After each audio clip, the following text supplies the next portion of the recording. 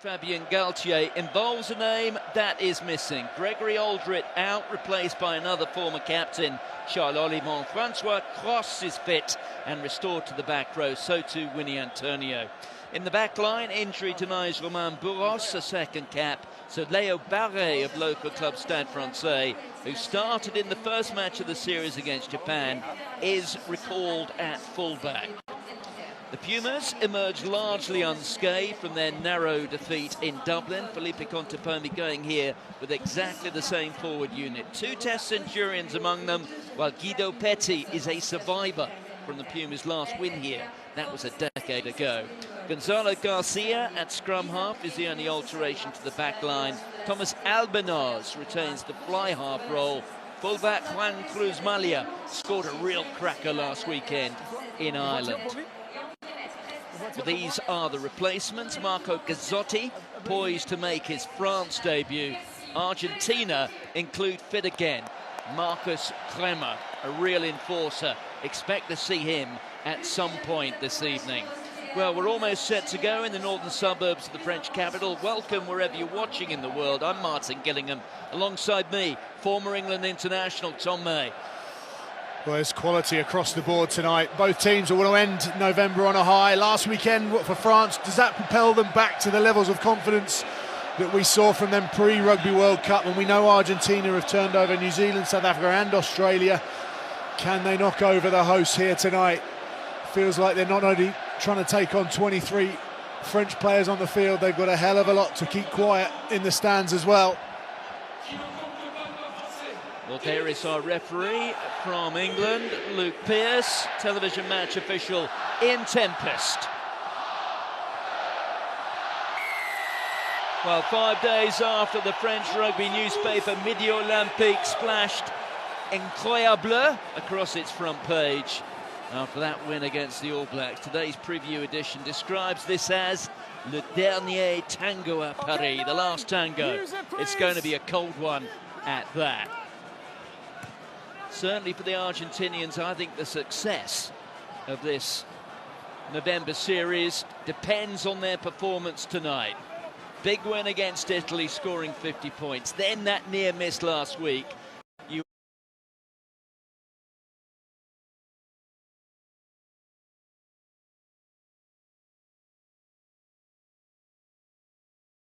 would have thought, Tom, they've got to get something out of tonight. Yeah, I think both teams, there's a lot riding on this evening to continue the levels of performance that we saw last week from France is key to them. But I think from an Argentinian perspective, given some of the new faces that we're seeing come into this team, Felipe Contepomi is going to learn a lot about the strength in depth that he has, but also the quality. Let's go, France.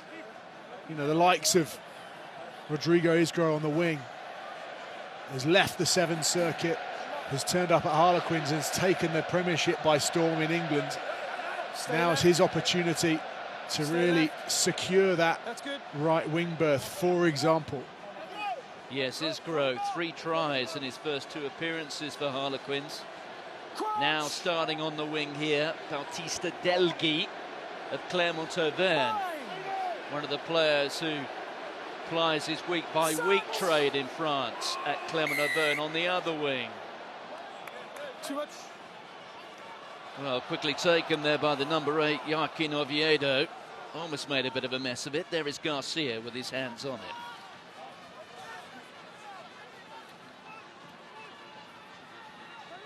it. It has been the strength of Argentina's performances towards the end of games. In fact, in the second half, that's really impressed this season.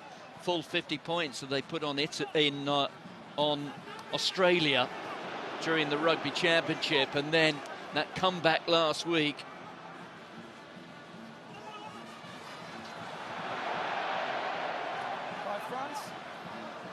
Well, Felipe Contepomi pre-game said that he wanted to try and keep the ball in hand and move this massive French pack around. They're certainly doing that just now. Okay, they have advantage, but trying to really stretch that defensive unit. There it is for Garcia, finding Matera, former captain. Garcia just leaving the ball behind, but it didn't go forward. Malia, you could see there playing at first receiver. All the games he started for his club Toulouse this season have been with 10 on his back.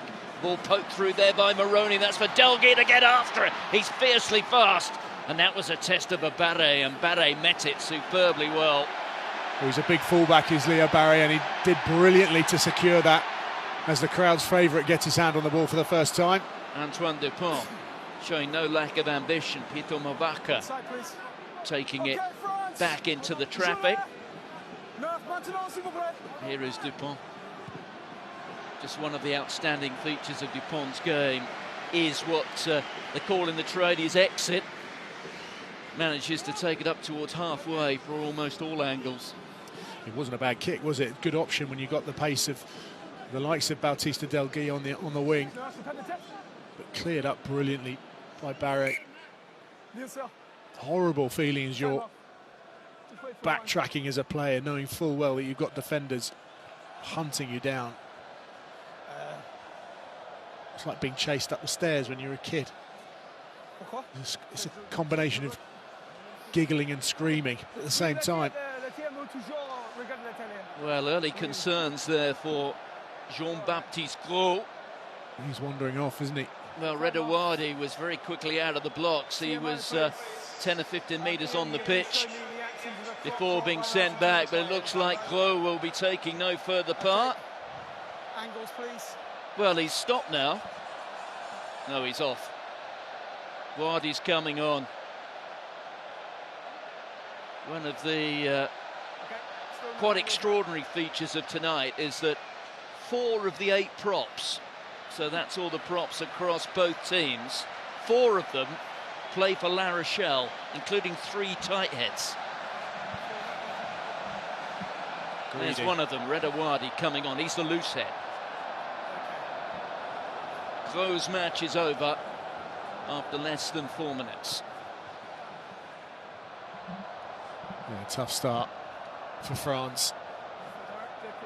A big loss as we try and review a croc roll.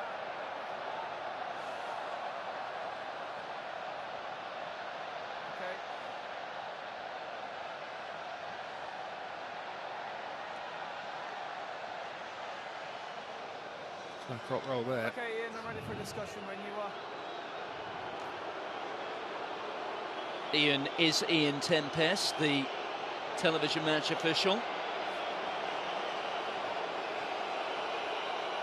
Okay, Ian. For me and for the guys, we have foul play. He targets the lower limb and twists at the end, and he nicks the yellow card threshold. Wow. When you go to the ref, your second reaction is to lower down on the limb, and it's not allowed. No, it's not a proper. No, but you can't lower on the limb. You tackled his leg and twisted. So Argentina lose their captain, Julian Montoya. Well, Montoya he'll feel that he's been really hard done by there, and I think you can understand why. That the focus has to be on the lower limb. You can see his hand on his lower leg. I don't think he's actually twisted. I wonder whether it's actually Gros' movement that has caused the damage. That said, Argentina have 10 minutes with 14 men. So France lose a player who they can and have replaced.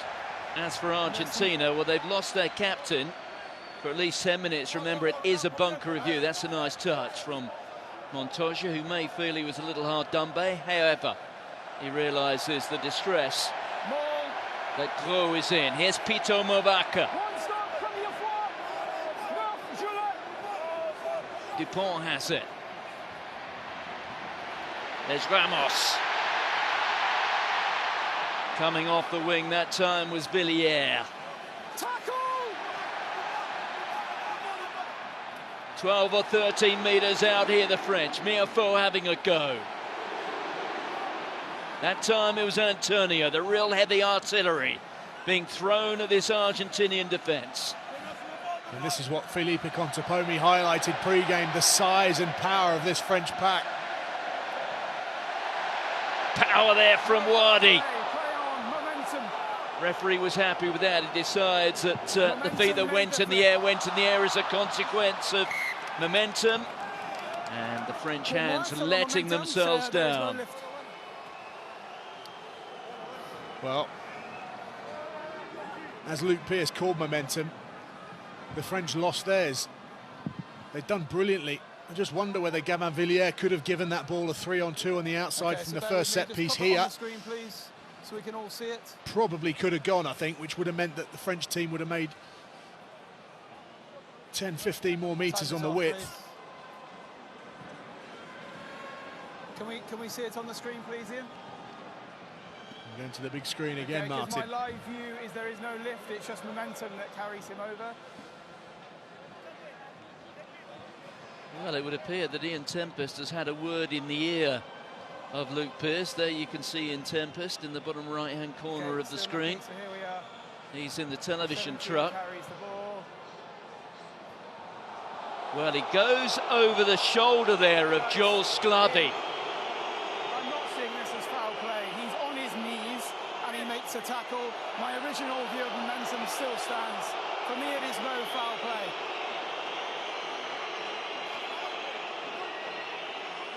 But to me, the guy is on the ground. He can't do much more.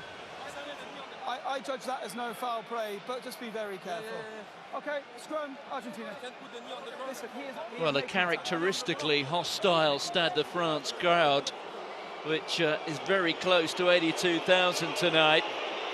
They passed their judgment, and now they rather express their discomfort. So, with a scrum, Argentina forced into making alterations. Ignacio Ruiz is coming on to fill the slot in the middle of that front row. Here's the mark. So the Pumas have been forced to sacrifice a player. Rodrigo Isgro. Just what you want as a winger on a night like this. They'll either want to wrap him up or put him on a bike, I would have thought.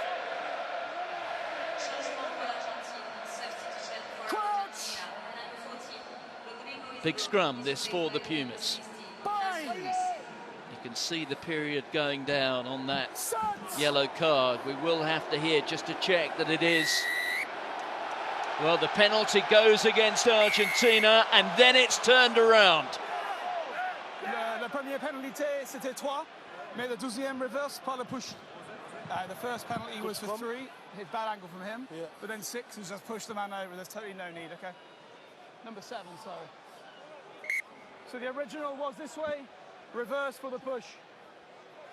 Well, the camera there focusing on Redowadi, but he won the penalty. Luke Pearce said the penalty was reversed because of the actions of Paul Boudon. Go ahead, mate. Thank you. So, as Tom points out, it was the scrummaging skills and ability of that man Redowadi undone by a teammate.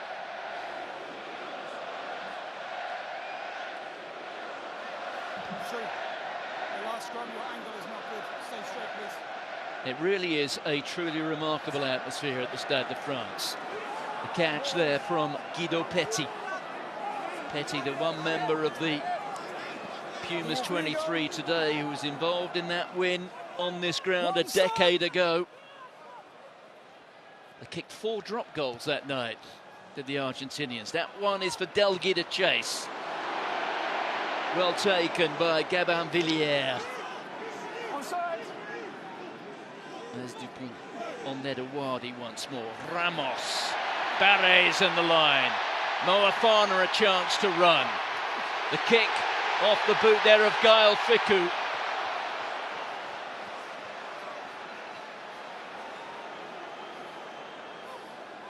It's good attack from France, as we see the brilliance of Gabin Villiers in the air, but just wonder whether Barre and then Moafana and also potentially Fickou, not only could have given the ball, but taken the ball flatter to the line. Interest those defenders a bit more, which means they have to hold, preserve space on the outside. If you give the ball too early, they can just slide off. Well, the 50-22.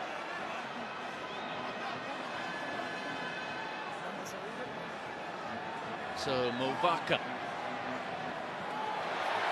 And here goes Dupont, and at pace goes through Moefana. Moefana, another pass on, and this time they do get the score. Thibaut Flamand back into the winner's circle. France have the opening try. Well, it's a great score for France, and there's nothing you can do when there's power coming around the corner in the fashion that it does when France are on the front foot. That first carry from Moefana is good, but it's this ball also across the front of Meafou which really holds the defender's interest, as it would do if a 20-stone bloke came trundling around the corner. That's okay. Attack slightly further out, just on an inside shoulder. Thibaut Flamand, 5 points. Thanks, mate. I'll let them know now on the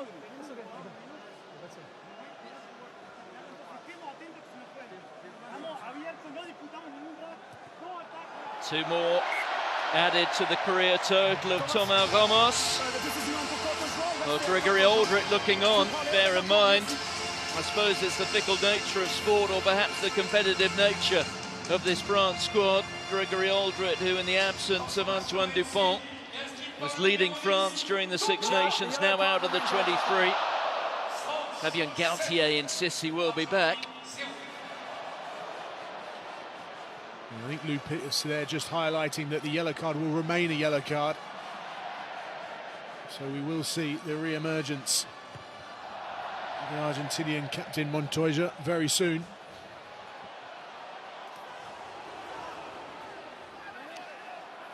Look at that powerful carry there from Paul Boudehon. There's Ramos. Looks for some space. Here's Juan Cruz Malia. Thank you. That's for Albanos to get after. Leo Barre moving into position. Albanos kicks it ahead. Villiers goes back. Oh, he had to reach high, and he's not tall as Gabin Villiers. He's done well again, though. Just securing possession. France now, no need to rush. Now Ramos with the little cross kick as Louis Biel-Biret. Both the wings wearing that red protective headgear. It's the sort of kick that you would expect to see from Dupont, isn't it, in that sort of area? You just wonder whether the confidence that he shows on a daily basis rubs off on his other teammates. Sure it does. As you would expect from the world's best rugby player, Antoine Dupont, capable of using both feet equally well. Backwards. And that's gone backwards, and it's been picked up by Oviedo up to the 22. There's Garcia. Surge forward there coming from Jules Sclavi, one of those La Rochelle props. Albanos. Matera just getting caught. That's the 22, Garcia. On there to Albanos once more. He's had a really good calendar year as Thomas Albanos plays his club rugby in Italy for Benetton. And look at that powerful surge. That's outstanding from the Pumas. Garcia, bear in mind, they're still down to 14 men. Oviedo being held up. They want to reproduce the ball here. They don't want it to die, but that's exactly what's happened. It's your penalty. Held up first, no advantage, 3 is offside. Well, the referee was already playing an advantage to Argentina, so they have the penalty. Well, Argentina just getting their teeth stuck into some possession themselves. Big carries. You mentioned Joel Sclavi. Not many that will knock over you and Antonio, I'll tell you that. Let's go then, guys. Decision, please. Post. Well, let's face it, that's a sensible call. They'll run down the clock, they'll get their captain back, and their loss over the period when they were down to just 14 men will be 4 points, assuming Albanos is successful with what should be a straightforward penalty. Not sure there's any that's straightforward in here when you're not wearing the French shirt. Well, there's always been a rivalry between these two countries in a sporting context, but it's got a bit sharper in recent times. Not that long ago, of course, the two countries met in a World Cup football final. Then we just as quick as you can, because we cannot had see the one or two things going on during the Olympic Games here in Paris, both in the football competition and in the sevens. It carried over to there, and some of it a little bit unsavoury. But that is why Felipe Contepomi was talking about at the start of the game, or before it, that he was expecting a hostile reception. That was the carry previously that I was talking about, and then it was another good carry from Albanots, knocking off Moefana. Might not carry the same weight as some of these French forwards, but they're powerful enough themselves, the Pumas. Well, that going forward off a Puma's hand, and there's Dupont. There goes Barret looking for one of his mates, found himself just drifting a little bit laterally. It's a penalty to France, and the indication there from Luke Pearce, it's the player getting over the ball, puts his hands over and then tries to scoop the ball back, which of course is illegal. That's why we have the penalty. Quite interesting watching Antoine Dupont. He's done it 3 times now. He's got hold of the ball, and actually he's half scragged, but he actually runs back towards his own posts. There's not many players that you see in 15s that take a backward step, that are comfortable to take a backward step, but actually that comes from 7s. So some of the stuff that he's learned on the 7 circuit during his time preparing for the Olympics, we're actually seeing here in a 15s context, and it's working well for him.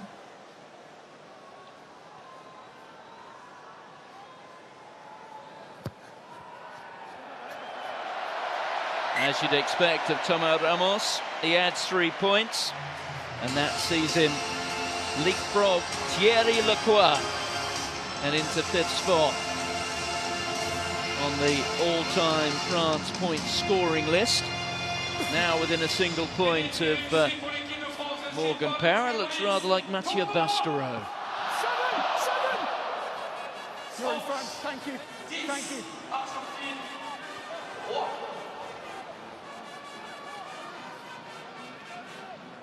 So approaching the end of the opening quarter, and it is France who lead by 10 points to 3. You'll have seen that William Montoya is back, the captain is back. Also out there now is Rodrigo Isgro, who was sacrificed so that Argentina could fulfill the obligation they have to, when they have scrums, to have 3 specialist front row players. That goes short, and that works rather nicely there to Guido Petti, taking play up to the 22. Carried a little bit further there by Gonzalez. Here's Garcia, onto Albanoz. The powerful carry there from Matera once more.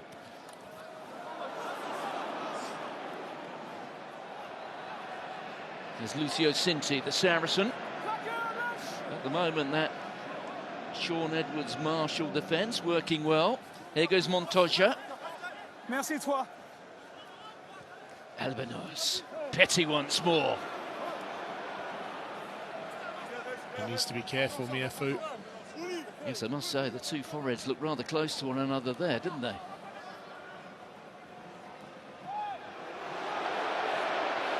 One of the benefits of being about 5'5", you can get around someone's ankles. It was Rubiola.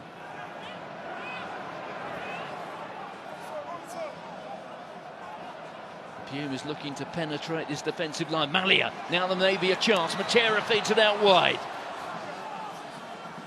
They're inside the 22 now, are the Pumas. Fiku. sending his opposite number back. There goes Matera, or should I say that's Rubiolo. Here goes another powerful carry. Garcia. There's Gonzalez, another of the Saracens on show this evening. That was Lucio Cinti. And they just ran out of numbers and got slightly isolated, didn't they, in their attack, and it's cost them. It would look like it had cost them. France just scrabbling forward, using their hands to support their weight, which you can't do. I will speak to him. Set. Well, Matthias Moroni taking exception to something. Yes, Luke Pearce just saying it's the second time I've had to speak to you. Yeah. Tempo will look at it. Crawling through the ruck.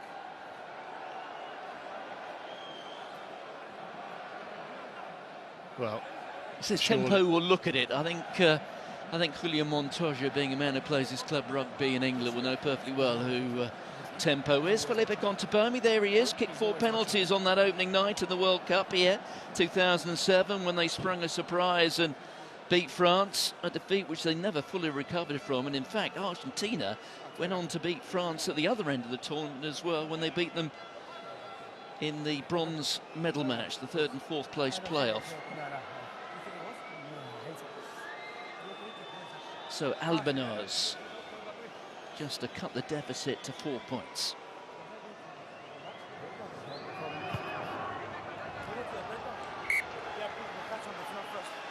For the penalty hit the same. Oh, okay.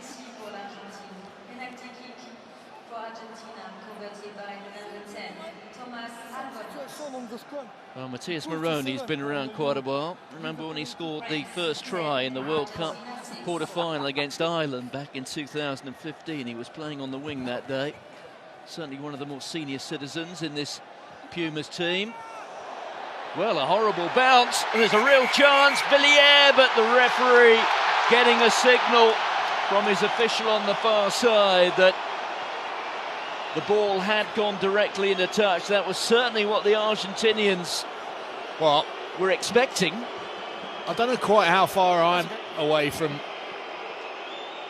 where the ball landed, but I was sure that had gone straight into touch. I must be a good 100 metres, Martin. What do you reckon? Ooh, I say. That's a good call. It is a good call, which is what Luke Pearce is saying, but it was rather too close for comfort if you're a Pumas fan. Come here. Well done, Monet. Fine margins, fine margins. Yes, thank you. How they can determine the outcome of test matches. Okay. 10 points to 6. Into the second quarter of the match. Okay, making sure. When you do feel when these two teams have got such a history, and given where they've been over the past 12 months, probably both the teams, they have quality. They know they've got the quality. It's the fine margins and the little errors that come from maybe mental weaknesses that are going to cost them. Well, it's Joel Sclavi being driven into the Saint-Denis turf by his mate from La Rochelle, Reda Wadi. Yeah. Well, Wadi, who came off the bench after, what, almost a matter of seconds in place of Jean-Baptiste Gros, has really made his presence felt in the tie. There he is, Fabien Galtier. A mercurial figure. Brilliant rugby player. Be careful, Martin. Whatever you say, he might be able to hear you. He's right behind you.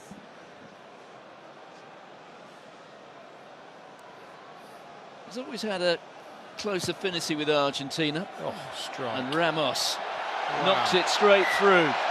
And with that, he leapfrogs Morgan Parra now. Up to 372 points. It's a brilliant kick. So relaxed in the way that he strikes the ball. And as soon as it comes off his foot, there's almost no chance of it missing. And if he knocks another kick over, he'll get past Dimitriashvili. Oh, I say. Well, that was misjudged. That was Paul Boudehon and Louis Biel-Biarré just exchanging a few words. Misunderstanding between those two. Well, there was a misunderstanding, but you'd have to say Biel-Biarré got himself into a decent position to take that. I get what he's probably thinking is, well, Boudehon should be coming from a position where he's coming onto the ball. Taken there by Flamand, the try scorer at the front of the line-up.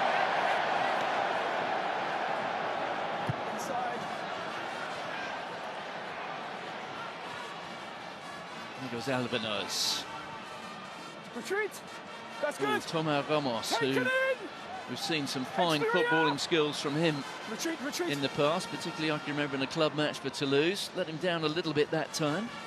Here's Albanos once more. Thank you, Gilles. Delguy after it, but didn't really get close to it. Chance maybe to create something here for the French. There goes Flamand. They've got numbers right to get the ball quickly. Well, I think that's Matera who's calling for it.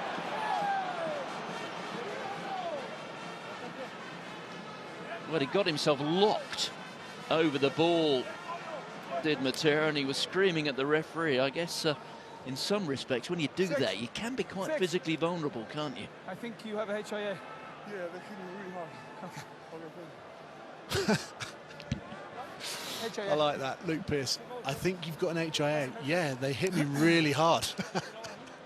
And I think that was why he was screaming, because he could sense that something like that might just happen.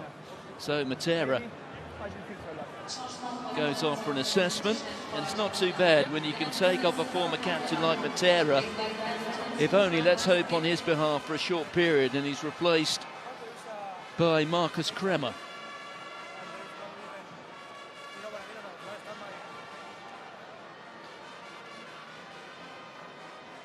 Just as a little sideline, the selection of Marcus Kremer, who is appearing here for the first time since the Rugby Championship. Well, in between those, he hasn't appeared for his club, Clermont-Auvergne, and Christophe Urios, the head coach at Clermont-Auvergne, was asked about this yesterday. And what he said, well, believe me, not printable, shouldn't be repeated on television, so I won't. But you can work on the basis that Christophe Urios was rather shocked and surprised that Marcus Kremer was deemed to be fit enough to play for Argentina tonight. Good kick there from Albanos. It'll be an interesting meeting, wouldn't it, when he goes back to his club rugby? Yeah, we can work fairly safely on the basis that Marcus Kremer gets a fairly decent monthly cheque from Clermont-Auvergne, and well, he hasn't played for them since, well, I suppose it'd be May or June. That said, when you're the size of Marcus Kremer, do you get worried about meetings with other people? I'm not sure you do. Well, do you remember that little dust-up between Christophe Urios and Fabien Galtier in a club match when Galtier was the coach at Toulon and Urios was the coach at Castres? That was the meeting of two men with very strong opinions. Scooped up there by Villiers. Here goes Yoram Moefana out to Louis Biel-Biarré. Believe me, that man can sprint, but he finds Fickou. Fickou making meters down the tram lines. There's the captain du Vent, Redouadi, with the carry, held up by Montoya. Redouadi's had an impact since he's come on. There's Emmanuel Miafo. Take him backwards, tackle the arm, play on. Well, the Pumas have it, scooped up by the captain. Not the best kick there, just very comfortable for Ramos, who barely had to move. And that is a 50-22. Well, that's what happens if you kick poorly. Unfortunately for Juan Cruz Malia, he's kicked it straight down the throat of one of the best footballers on the pitch in Thomas Ramos. And we've seen from his ability to kick the ball off the deck how easy he strikes it. But look at this, you know, picks his position, and that is pinpoint accuracy. Brilliant. Well, if we bear in mind that Juan Cruz Malia and Thomas Ramos will be returning to training together in the week at Toulouse, I suspect there might be one or two jokes about that at training. Well, this is concerning for France. Bear in mind, they've already lost one prop on the Lucet side, Jean-Baptiste Gros. Now Winnie Antonio is getting what looks like a calf muscle now. Is that top of the calf? Well, if it is, you start getting calf troubles, believe me. Combien, s'il vous plaît? 5-person. Oh, hang on. Be interesting to see just how much longer Winnie Antonio goes for here. Bear in mind, well, he hasn't played that much rugby recently. It's not him who's going to miss out for the moment. I think it's Del Guy. Yeah. Mateo Carreras coming on.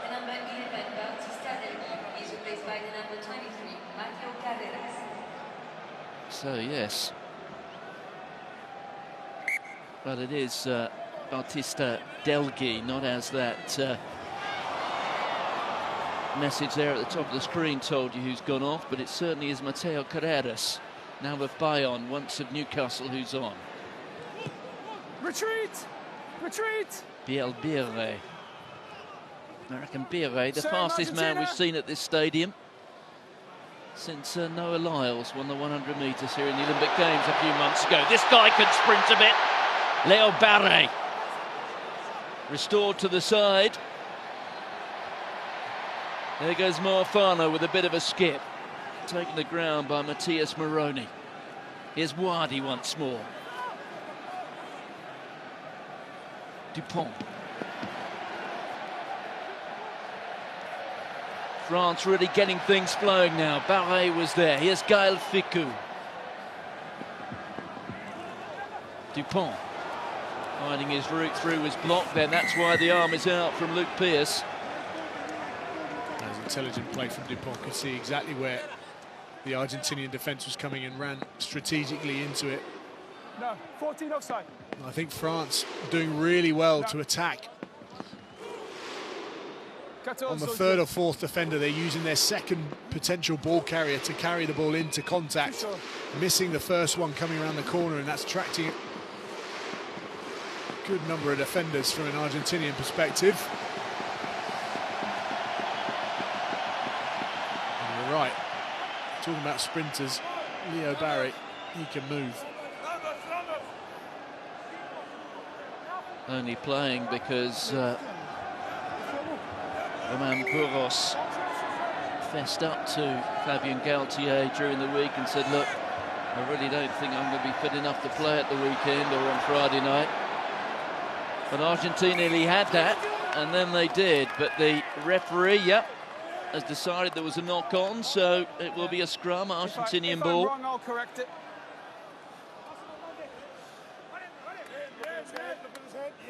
Looks like a knock-on by Argentina. First tempo, is it, in the contest? Oh, I say, might be thinking of changing this around. He is turning it around. It's going to be a France put-in. On the 15 in the lineup.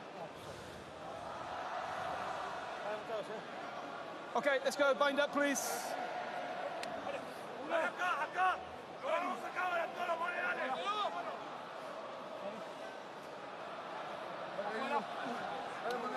Just wait for my bind, please.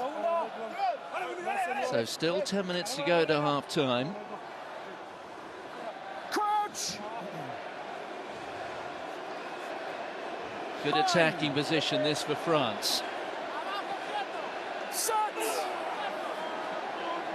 13 or 14 metres in from this near touchline. There's the pick-up from Charles Olivon. There goes Dupont. Cut down. That was an important tackle coming in from Guido Petti there. There's Olivon once more. Movaca has it. He's got a real habit of scoring tries as Movaca. Argentina onside. Ball is out. The Argentinian defence at the moment holding firm, but for how much longer? That was Flamand. Scorer of the only try so far. Another carry from Wadi. He's got through a huge amount of work since coming on. 4 meters to go for France. There it is, Olivon just leaves it for Miafu, who has Flamand for company, and also there Wardy. Here's Dupont. Francois Cross will have a go. Dupont. Ramos. Barret, the offload. Gabin Villiers. The man they call Frodo the Normandy Hobbit. If you're a student of your J.R. Tolkien, you know all about that stuff. This fella, well, what a rise he's had since he played for Rouen in the second tier up in the north of France. Well, good patience from the French, from that initial carry from Charles Olivon. Didn't rush it, they didn't race to try and get the ball to the width, and took the ball up the middle time and time again, but then it's this ball from Barret over the top, using his height, his ability to get the ball out of the contact area. Brilliant offload from the fullback. So dangerous from that far out. Impossible to stop. Ramos makes it worth 7.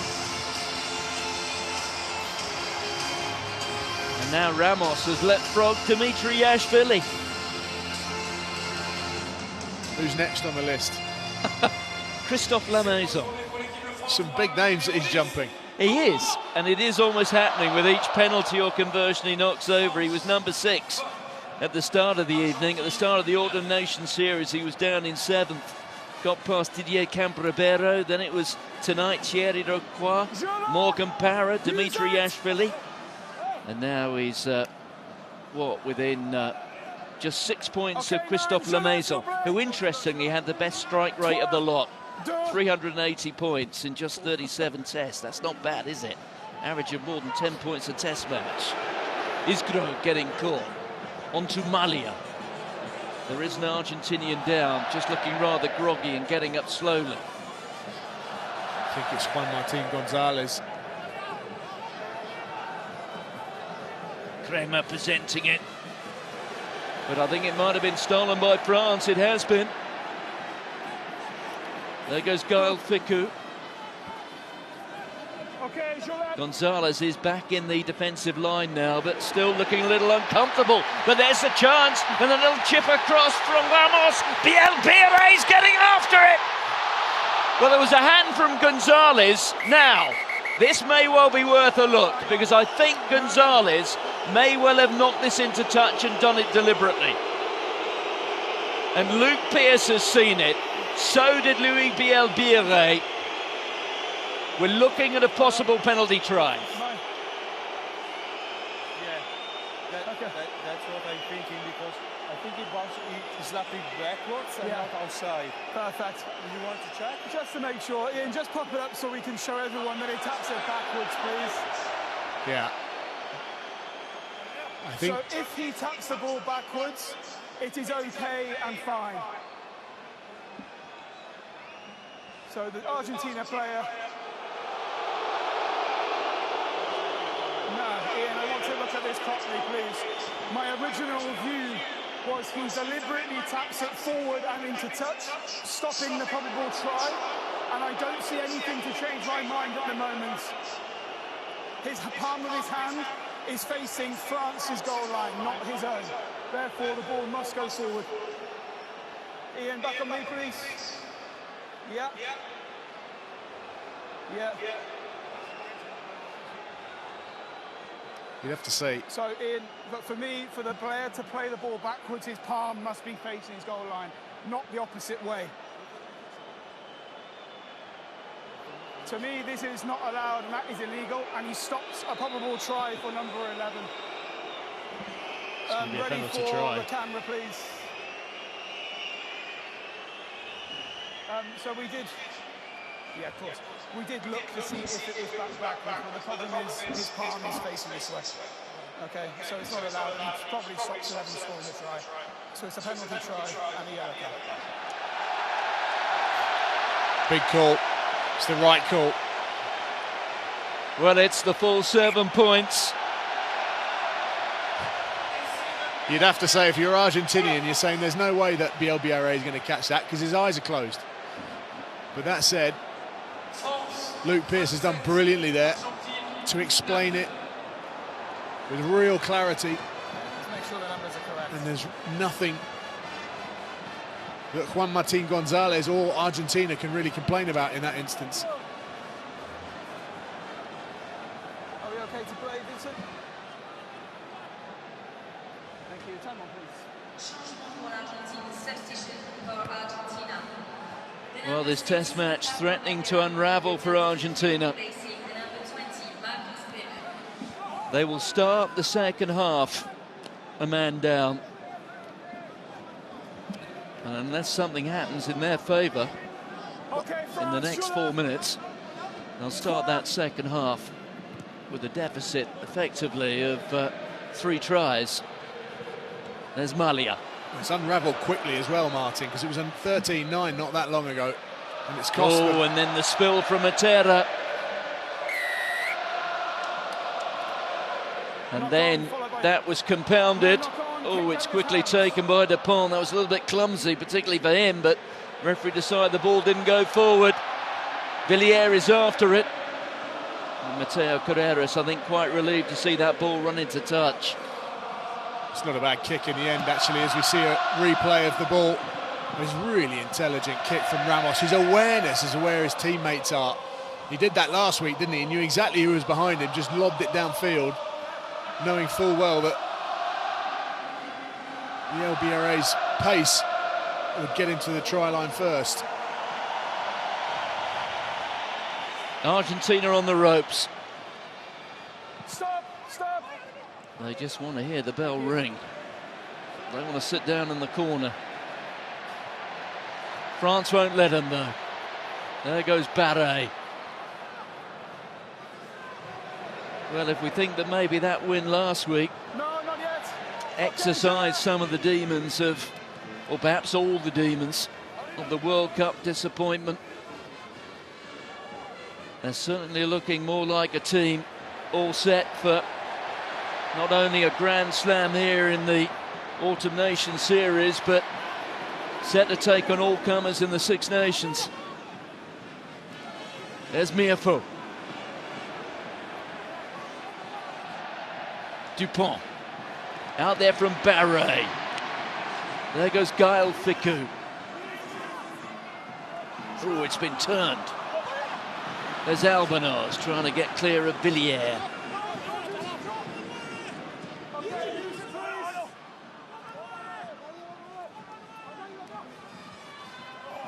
Well, they need to be careful, Argentina. They just don't get sucked into playing Stay on side, back feet. a chase it style of rugby so early on in the game. 38 minutes gone. It might be 27-9 down, but there's still a long, long way to go in this test match. They need to stick to their systems, their structure, and believe they've got the quality and potency to get some points on the board. Well, that win predictor at the start of the game was predicting a 76% likelihood of a France victory. Maybe there is something in this AI stuff. Certainly the way it's looking at the moment, I suspect the win predictor is probably heading beyond 80, perhaps even beyond 90 now.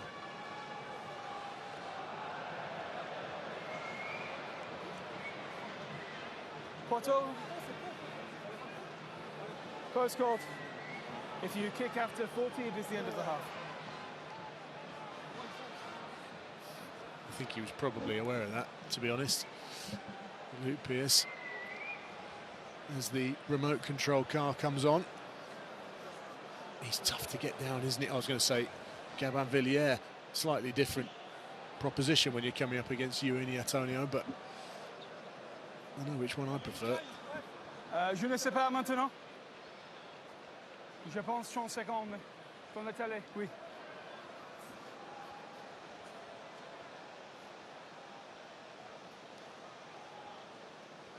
Similar position to the earlier kick, slightly easier perhaps. Ramos. 4 from 4 becomes 5 from 5. France are up to 30. My word, what a 40 minutes it has been for France. Damien Traille, you saw there, former France international, looking on, clearly impressed half-time.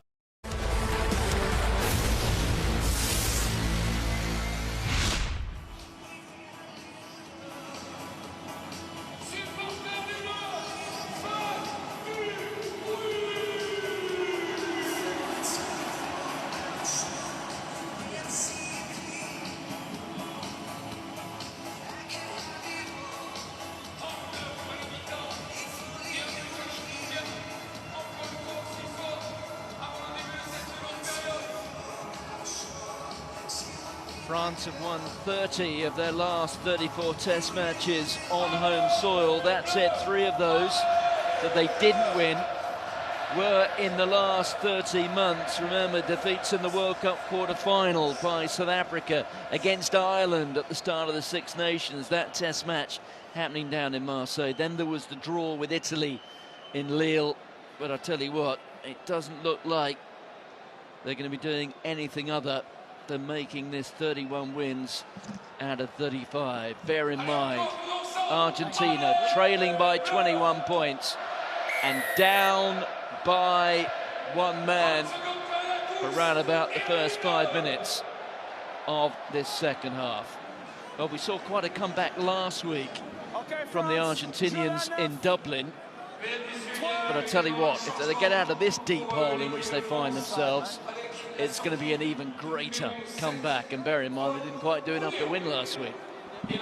No, they're going to have to find a way to dig deep, but also utilise any sort of belief and confidence that they gained from playing in Dublin and dragging themselves back into that test match.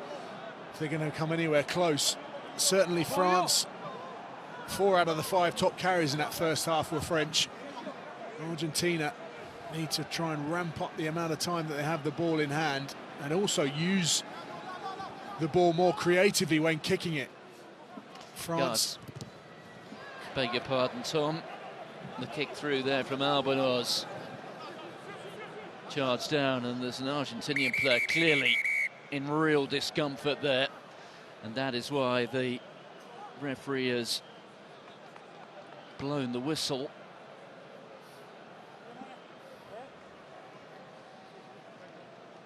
Well, the national broadcaster here in France just focusing there on the discomfort, but it is Crow, isn't it?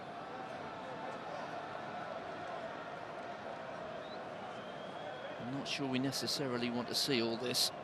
Well, it's a pretty innocuous collision that he's had with Gaël Ficou. Nothing that you'd look at and think Scrum, your ball. He's going to really struggle, but he must have caught himself really awkwardly because he was in clear discomfort on that left shoulder. He's a live wire though, isn't he, Santiago Carreras? Well, it's good to see him getting onto his feet. There's so many nerves in and around that point of your shoulder. The amount of times you can get smashed on the point of your shoulder, get more of a stinger. The first 20-30 seconds feels like your arm's falling off. Is he okay? Are you sure? Well, he's given one of his teammates a bit of a slap with the right hand. Rodrigo Isgro earning his 7th cap today.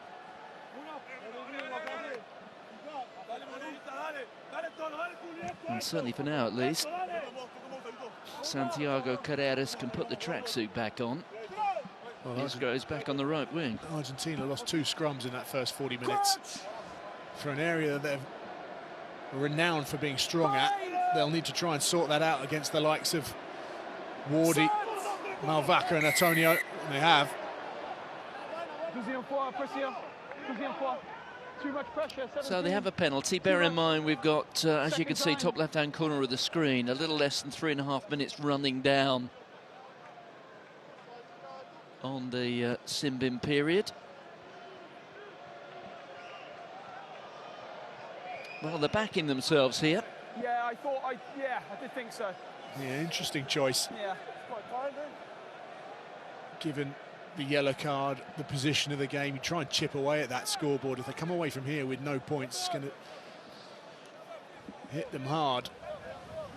They'll need to capitalise on every opportunity that's presented to them early in this second half.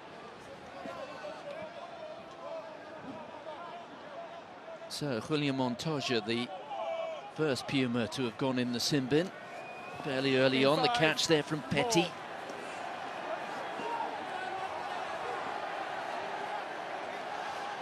Well, the maul is working well here. Look at Montoya. He's got the ball tucked underneath his arm and he's still going forward.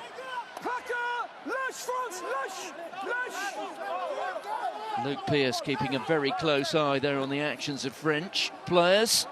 That was Thomas Gageot. There's Sclavi. Thibaut Flamand thinks he's seen something, as do one or two fans here at the Stade de France. Oh, and then the ball just slipped through the fingers. Referee playing a knock-on advantage. Jules Sclavi realises the chance that may have just quite literally slipped through his fingers.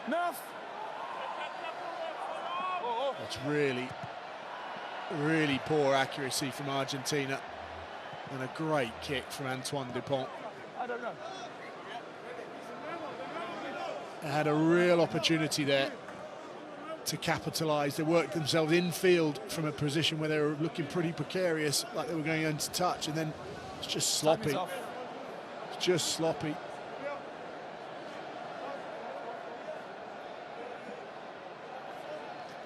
Well, Mateo Carreras has got a bit of a bloodied nose. Okay. I don't. Well, Juan Martin Gonzalez just prowling the touchline. He'll be back in a little more than a minute. No, I didn't think they were.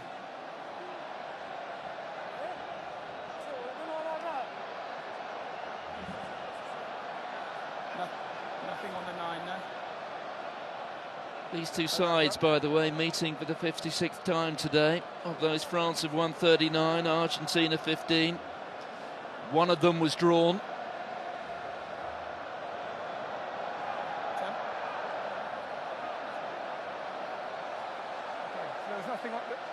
William Servat there, bringing on the drinks bottles. Okay, thank you.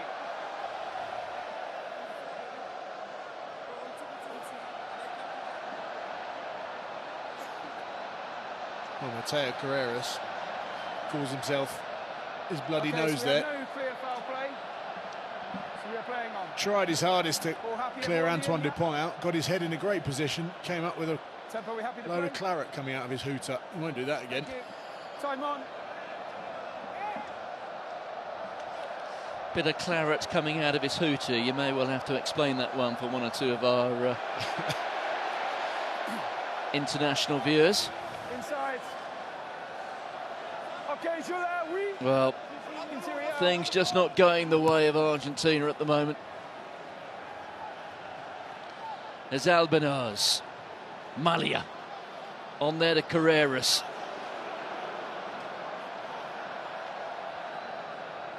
Albanaz once more. Matera having returned from his head injury assessment, but the offload going forward. Well, good delay on the pass from Albanaz. Just making decisions for those defenders. It means they have to choose an attacker to bite in on, creates the space. Okay, bind up, please. It's just the secondary offload that went forward.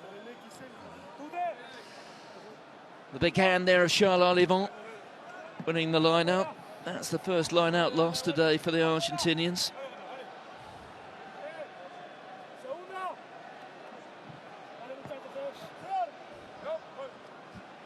Well, something Sean Edwards will be very happy about is the number of dominant tackles that the French have put in, up to 13 now.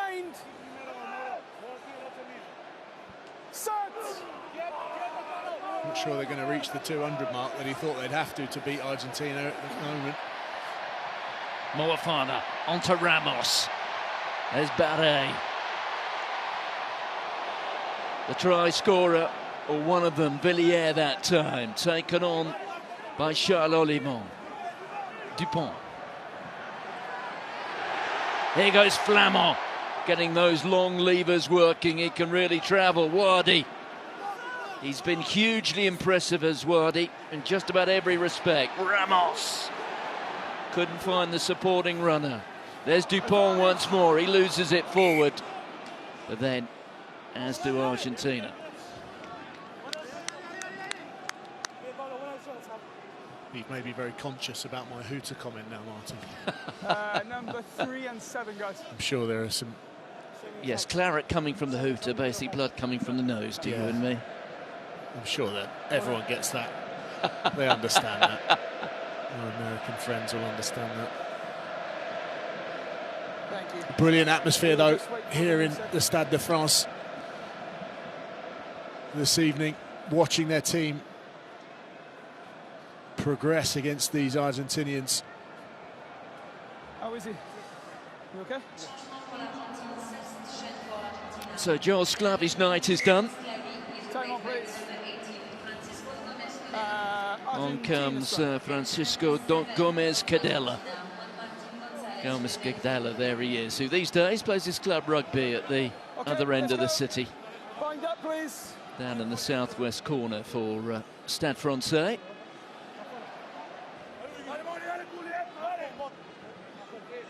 Well, you'd have to say, Cadella, now sorry, 39. You'd have to say that French rugby's done a great job of progressing and developing these Argentinian players over the last decade, giving them an opportunity to play at the top level in a really strong competition. Well, you were playing in France, I think, when Fabien Galtier was at Montpellier, and he had a huge number of Argentinian players in his Montpellier squad back in those days. Yeah, no, but you see them peppered all over the place. We had the likes of Felipe Contepomi, Juan Fernandez Lobe at Toulon while I was there. Inside. Ramos onto Ficou. Here goes Biel Biré, really sprinting, releasing Pito Moaka. Moaka keeping the ball alive. Ficou had to take a couple of grabs at that, but kept it alive. There's Dupont. Miafo just pirouetting. Eventually felled. There goes Francois Cross. Good tackle coming from Garcia, the scrum half. Relentless progress, though, from Les Bleus. Here's Redouadi. Albinaz with the tackle. That's Miafo. Dupont. Charles Olimon at pace. Dupont. Flamand. He rode that tackle brilliantly, Flamand. There goes Olimon, really trying to take his chance here in the absence of Gregory Aldrit. There's Redouadi. Dupont. Ramos, now there's some space. Moafana. Ficou, the defence is drifting across. Ficou straightens things up. Okay, use. Antonio looking for the ball. No problems apparently with that calf at the moment. Miafo on to Movaca. Good work, Phil. Flamand. The precision here from France outstanding. Play on. Well, a rather tempted fate. Narcissus, Narcissus. Well, that was brilliant play from Gonzalo Garcia. Took his opportunity, and he had to, because there was a feeling of inevitability about that. Well, what a break this is from Gonzalez. Back from the sin bin. There's Garcia. Here's Oviedo. Oviedo offloads. Petty. Argentina realising they have to go for just about everything here. Oviedo scoops it up. Here's Montoya. Half an hour remaining in the Stade de France. They've run out of gas and they've run out of numbers. Malia. Moroni getting caught.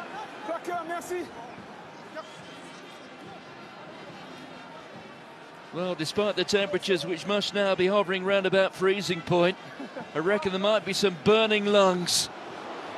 Oh, Carreras offloads it. Oh, and Moroni. Well, he lifted his eyes at just the wrong moment.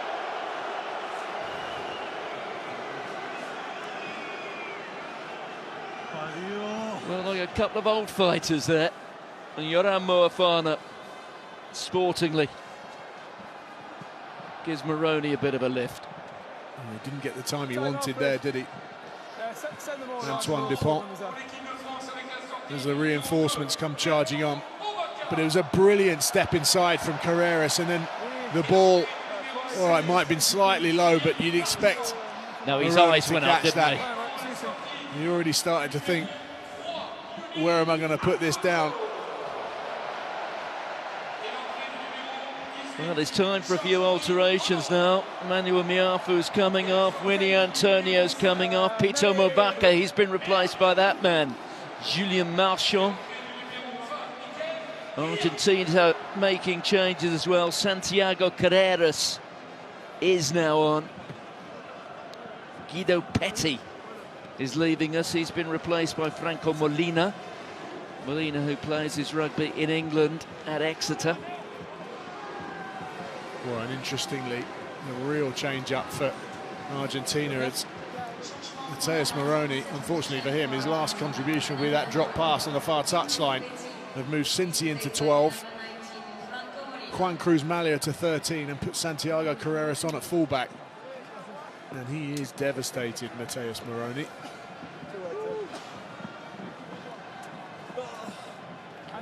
There he is. I think he's a player without a club at the moment. He was released by Newcastle in England at the end of last season.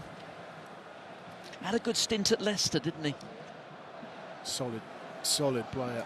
Played a big role in them winning the English Premiership. Okay, guys, we're gonna get playing, okay? With Steve Borthwick as the coach, of course. No, outside. 30 points to 9. No alterations to the scores in the 11 minutes that we've seen so far of this second half. Georges-Henri Colombe is there up against Thomas Gageot. Over on the other side, it's Francisco Gomez Cadella up against Redo Wadi. So the two France props at the moment from the La Rochelle club. Remarkable to think that we had 3 La Rochelle tight heads involved this evening. I think if you're coming up against La Rochelle in the Champions Cup competition, which I know is getting underway in about a fortnight's time,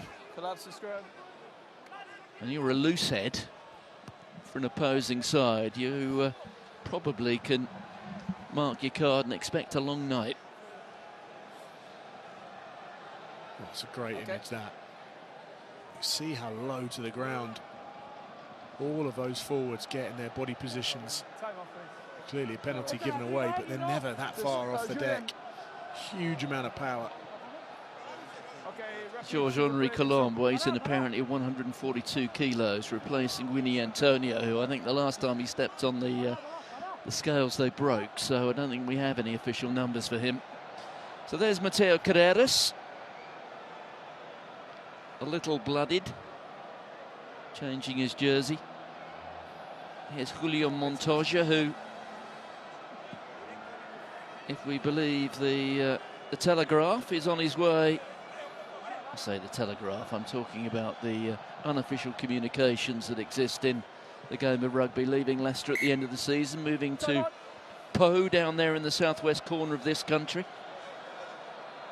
More than 2/3 of the players involved this evening across both squads play in the French top 14. The catch from Matera, who once played his rugby at Stade Francais, now based in Japan. Gageot is there with it as well. This is encouraging for Argentina. They can get the next score, they will feel they have a chance, and they're over the line, and have they got it down? Luke Pearce desperately trying to get a view, but he decides it's been held up.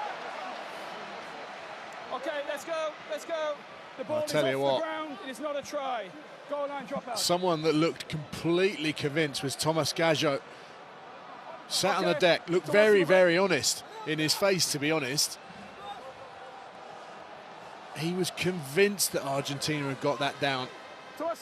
That's 2 chances you feel that they've just blown very close to that French line. How many more are they going to be presented with as the clock ticks by? 53 minutes gone.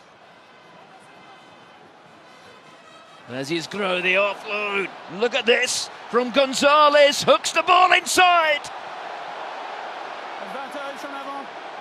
Well, the ball went forward off the Argentinian hand, but once again, the Pumas coming so close. Well, I said how many more opportunities. There's another one.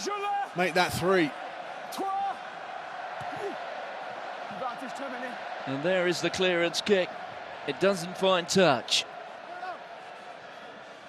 Oh, it's a poor pass. Ooh. Pass to no one. Here goes Carreras. Oh, and he's got away. And believe me, this man can fly. He's got away there from Villiers. There it is for Garcia. Albinoz. There are plenty of Pumas jerseys. But that is a penalty. Well, it's a penalty, and it's cynical. He knew exactly what he was doing, did Charles Olivon. Dived over the top, completely killed the opportunity for Argentina. Lucky. Well, they're living a little bit on the edge at the moment of France. I thought it was, Julian, I thought it was a timing thing. He thought he had the ball, so don't worry. Look at the speed there of Carreras. He's really physical, isn't he, for a little lad? I say little lad. He's going to be lifting more weights than 99% of the people in this stadium. But he's really powerful. 2 little bricks in Dupont.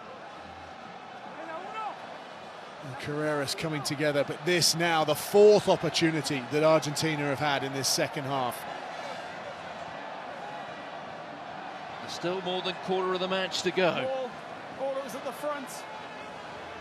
Down by Argentina.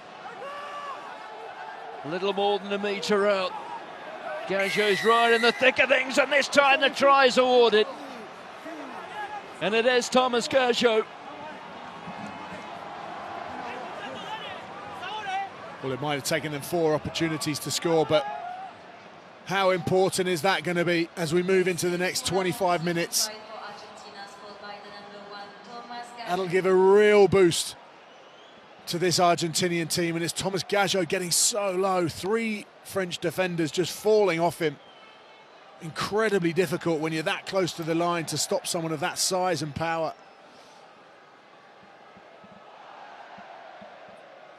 There's 2 back rowers and a second row that have managed to slide off the Argentinian prop. Oh, good strike. Albinoz makes it worth 7. Argentina up to 16. They're now within 2 converted tries of France, and we know and have learnt in recent weeks just how good Argentina are the longer the game goes on. Gonzalo Garcia of Zebra Parma, he leaves us. Lautaro Bazan-Velez is on in his place. A catch there from Oviedo. Oviedo, who scored 2 second-half tries against the Wallabies, having come off the bench in that remarkable test match in Santa Fe when... Oh, and he's been charged down with his first kick, and he's got away with it. As Bazan-Velez, I was just telling you that Oviedo came off the bench and scored 2 of 7 tries for the Pumas in that second half against the Wallabies when they scored 50 points in 40 minutes. Here he is once more. Oh, and he's been charged down once more. And Olivon gaining possession there for France. Fired back by Dupont. Now there's some space. Here goes Thomas Ramos. The chase from Biarritz. Look at Biarritz. He's got there. A flash of brilliance from the fastest man at the Stade de France tonight.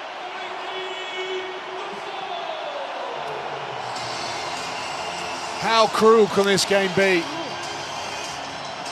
You come on, you get charged down twice. Lautaro Bazaveles just staring at the floor.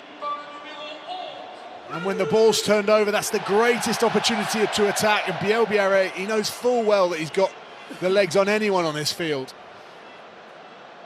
If he can kick the ball with control into space. You've seen it, Martin. You know what sprinters look like from your work during the summer. He is one, isn't he? He really is a fantastic athlete. 5 seconds. Well, they call him Lulu in Bordeaux.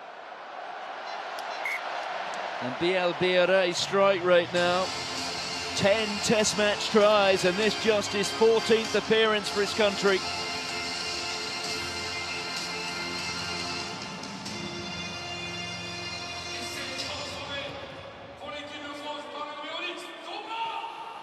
$37 points to 16, and that may well just have killed off the Pumas challenge.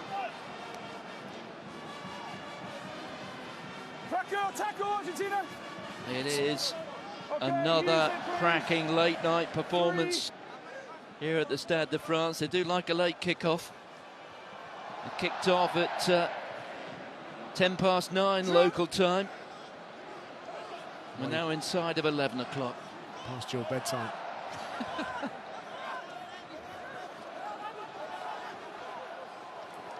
Okay, rip backwards. It's been ripped backwards there by France. Ramos looks up, finds some space. Santiago Carreras goes back.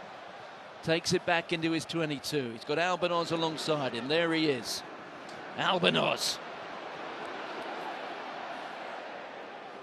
Well, as the lungs burn and the legs tired, there will be more gaps out there. Montoya, the captain, takes play in the France territory. There's Carreras. Here's Marcus Kremer. Play on. Oh, and picked up well. Looked like it was picked up for a moment by Villiers, but he knocked it on.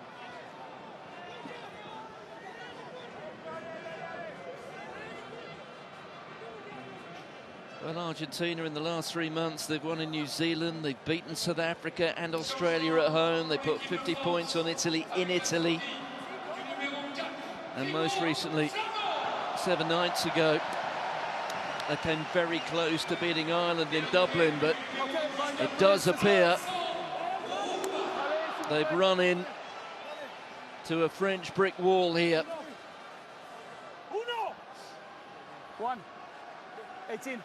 Felipe Contepomi, who started the night with a 55% success rate in his first year as coach of the Argentinians, and to give that some sort of perspective, well, the only man, and that's off a significant sample, in other words, who's coached Argentina for 10 or more games, who's got a better strike rate, is Marcelo Lafreda, who was the coach between 2000 and 2007, when he really did have a golden Argentinian generation. Moafana and Fiku being told to release him. There's Albanoz once more. Albanoz, certainly a player who's growing as a test class fly half. Albanoz having been given the 10 jersey that was previously that of Santiago Carreras. Ball lost forward, but the referee playing an advantage here. Oof. Ramos. Oh, wow. Dear. Man and ball to Marcus Kremer. I'm not sure Thomas Ramos will be sending Louis Bielbiaré any sort of Christmas card after that. Wow. Floating pass. Pass was forward. You could sit. Oh, sorry. He may well send Bielbiaré one because it was Leo Barré. But you could see Kramer accelerate into that tackle opportunity.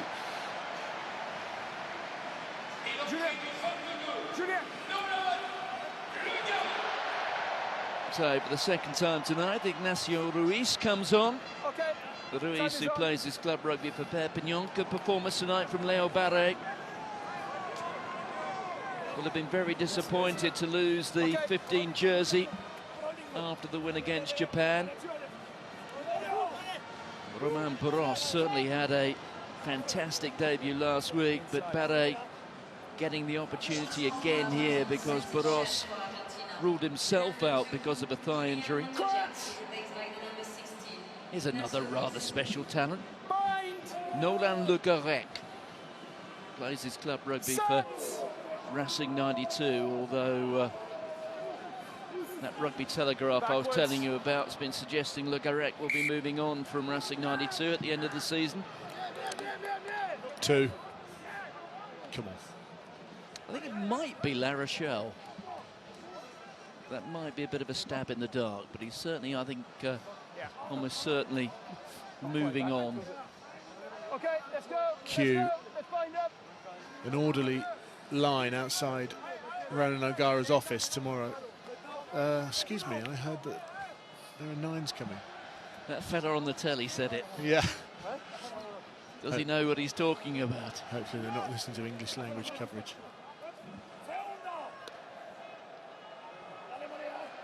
Isgro just hanging on the inside of Albanots. You see that bad passes from Argentina. Lacked accuracy in that area, certainly. Made 9 handling errors. It's not been their most accurate or fluid performance, has it? I understand. You'd have to say that's come from the pressure that's been applied to them by the French, to be fair. But do you think this last 7 days, starting with the All Blacks on Saturday night and what is looking like an impressive victory here, has seen the demons that were dancing through the heads of many French rugby folk during the Six Nations, well beaten by Ireland? That very poor performance against Italy in Lille. Certainly there was the impact of that World Cup. They were shell-shocked by that defeat here in the quarterfinals. I was going to say, I think that there was definitely a hangover, wasn't there, post-World Cup, where you could feel they were just incredibly disappointed not to have achieved what they ultimately set out to achieve from so far out. They were looking so good as well. But you'd have to say, the reaction post-match last week here at the Stade de France, once they did complete that 1-point victory over the All Blacks, suggested that this week they would have been absolutely buzzing in training. And given they had a shorter turnaround, I think that's one of the areas that would have held them in good stead in preparation for the Argentinians this weekend. The catch there from Franco Molina of Exeter. Julian Narchon. Such a physical hooker here. Here's Marcus Kremer talking about physical specimens. Ball not control, but they do keep hold of it, do the Argentinians. 5 minutes out this time. No hands, right. They are going to fight for every metre, fight for every point. Are the Pumas. 18. La ligne. They themselves know they've had a good year. And that time Gonzalez. Well, France have come offside. The free play here for the Argentinians. No advantage.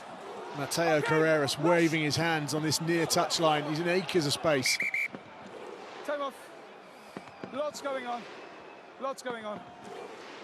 You have advantage always for the offside, but you have the advantage for the offside. I don't think it's a card. I'm just checking for a knock on there. Well, you might have heard that Juan Cruz Malia coming across with purpose and talking about a yellow card. Yeah. And then you do the whistle after the proper single try. So knock on, back to the advantage. Yeah, if you want to check, I think it's clear. Knock on by one. Then no need to check. Okay, no try. Knock on, but your penalty. There's a lot being said. There's a lot being thrown Luke Pearce's way right now by various different people. Well, there is no need to check, is there, for that? You couldn't get any more clearer knock-on.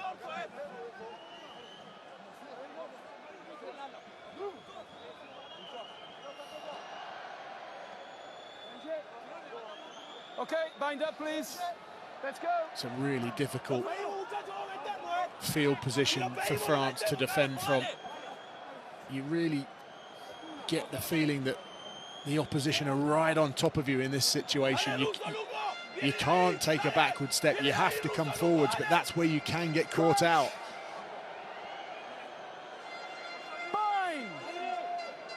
So Bazan Velez, it may well feel he owes his side one.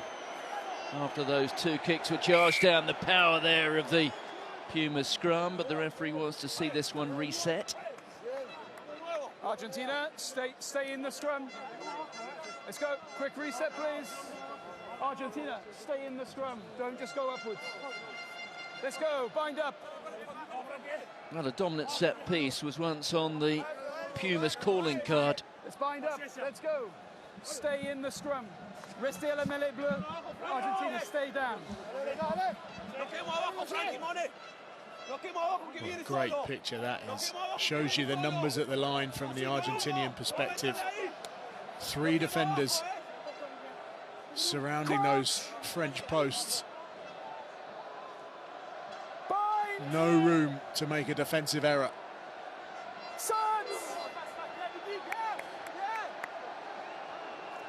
So Bazan Velez puts it in. The power again from the Puma's scrum. Sinti. Oh, well read by Villiers, but the arm is out from the referee. Well, that's a second penalty in what they call the red zone. Marcus Kremer. If they are to have any chance, Argentina, they've got to make it count this time. That was Gonzalez, and this time half a metre short. Referee still playing that advantage. Okay, use it. Oh, and they're over. And this time Luke Pearce does see a grounding. Well, they've reverted to type, haven't they? They've turned to the physical game.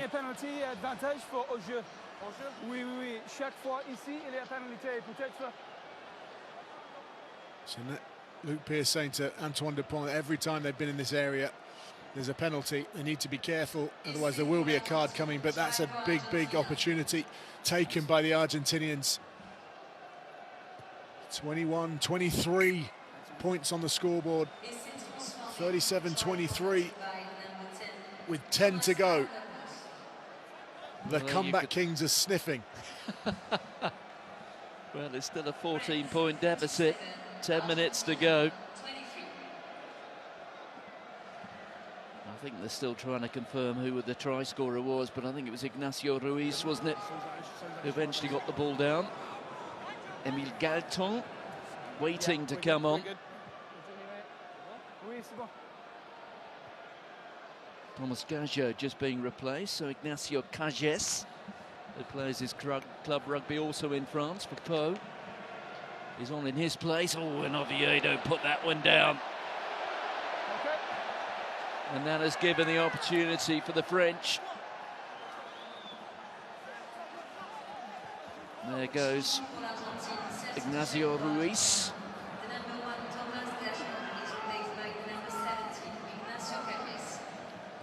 Gonzalez.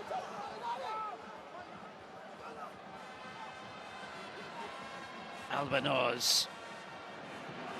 Was another break. And France are missing too many tackles at the moment. There's no doubt about that. Taken into the contact there by Bazan Velez. Carreras just looking for a way through. You can see on there wearing 20 for France is Michael Guillard of Lyon. Albanoz. Malia. Picked up by Albanoz, but into touch.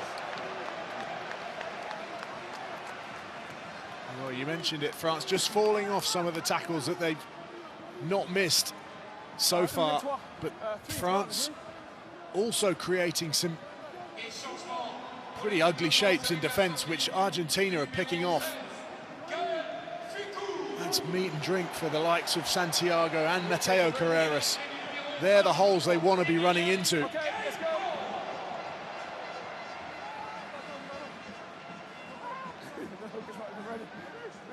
Samuel Guériton is on in place of Gaël Ficou. Come on, guys, let's go. It's not even raining. Let's go. It's not even raining. It is freezing cold though.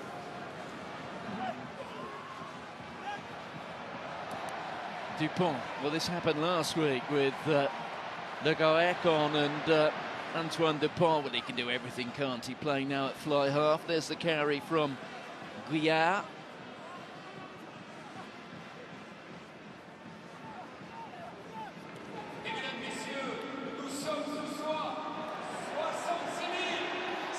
That's Colombe. On goes Le Garec. Marchand, there's Le Garec. On to Redouadi. Marchand just being stopped in his tracks by Marcus Kremer. Here's Francois Cross, who was guilty of missing that tackle on Santiago Carreras, which may well have been costly. There goes Dupont. Just offloading, and that was Marco Gazzotti on his debut, unable to gather it. There goes Gonzalez once more. When they do get the ball in hand, the Pumas really looking dangerous here. Here's Malia. Well, the offload a little bit too high risk there.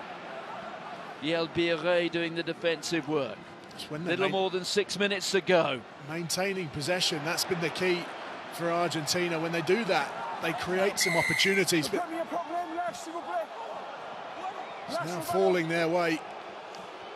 Just feel like it's just a little too late.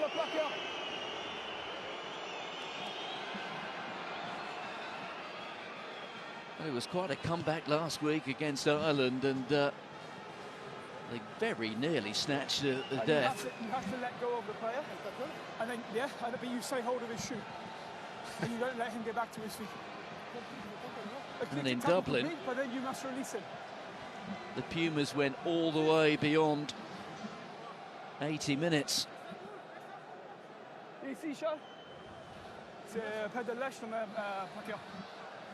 So here is Ignacio Ruiz.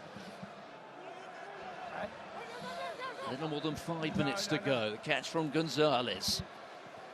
Little chip over the top. No, play on, you ran into him. Well, Argentina looking for something that the referee Luke Pearce was unwilling to give.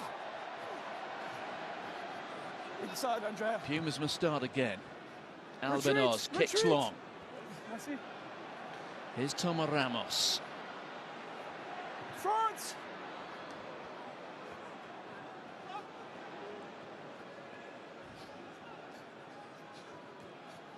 Malia. Carreras. Realising he had to step back in from the touchline.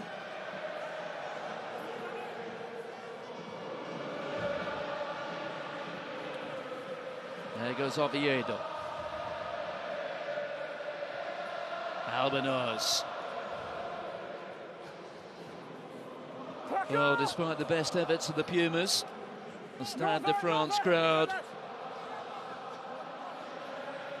starting their rendition of La Marseillaise. They're sensing that victory is now theirs. Little more than 4 minutes to go. There's Oviedo. He offloads it. Taken forward by Ruiz. Albanos.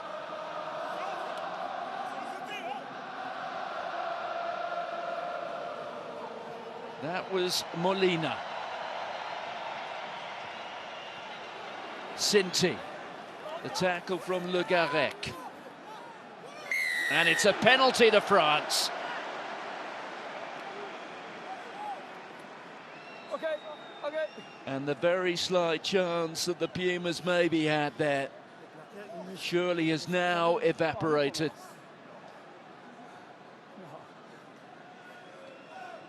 Okay, let's go. Well, whatever Juan Cruz Malia was saying there to the referee, Luke Pearce, I think, not really having any of it. Charles Olivon just getting some treatment.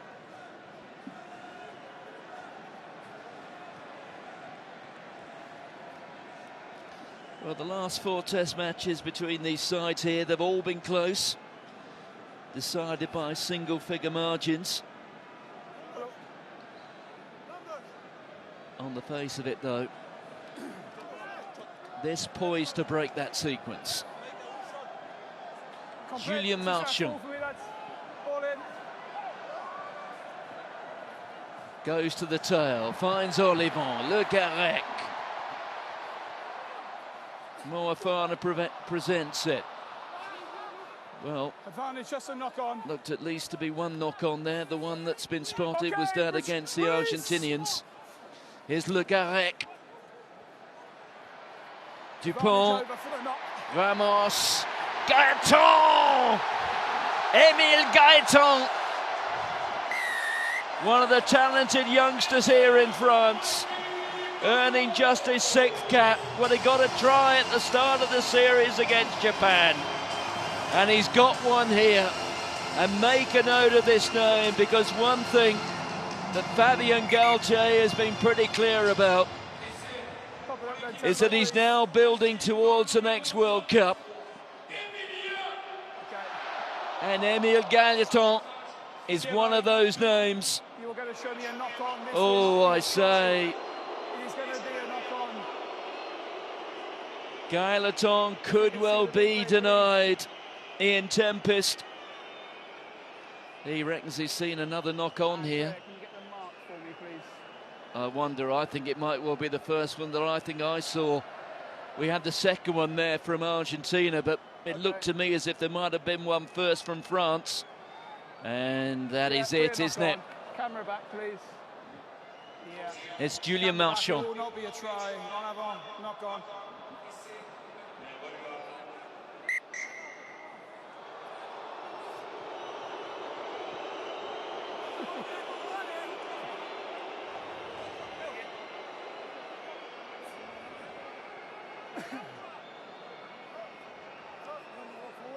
Oh, sorry, yes. Come over here. Oh.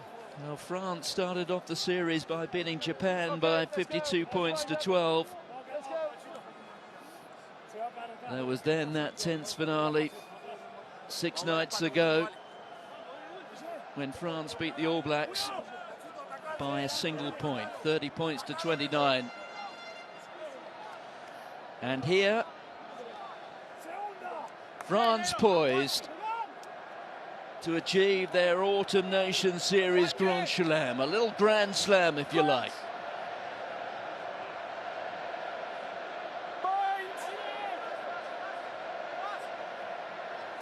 A chilly old night in Saint-Denis, in the northern suburbs of the French capital.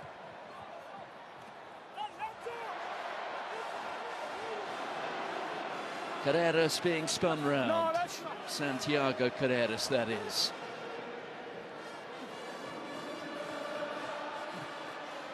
Here's Albanoz. The last half minute. Forward goes Ruiz. That's Cages. Albanoz. Malia.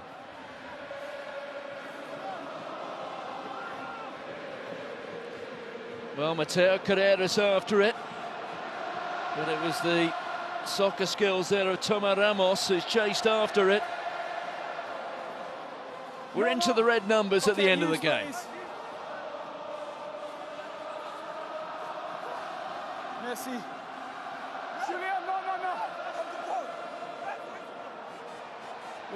Well, as you'd expect of the Pumas, they've gone all the way to the final whistle.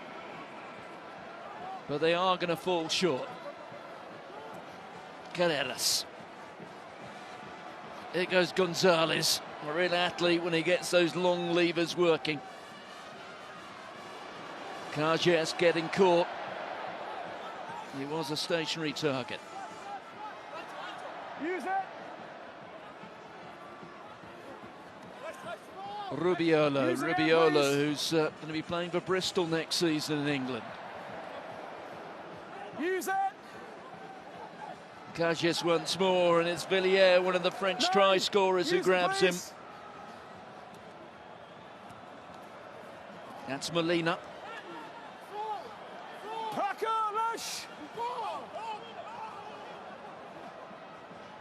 Santiago Carreras.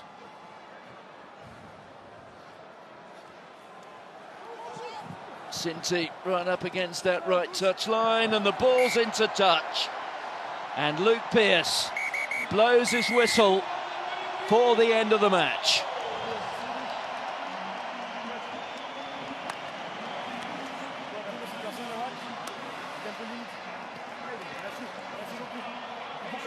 France utterly dominant in that first half. Lost a little bit of their shape in the second 40. But they did keep the Pumas at arm's length. Final score, France have made it 3 from 3. Their mini Grand Chelem is theirs. Final score in Paris. France have beaten Argentina by 37 points to 23.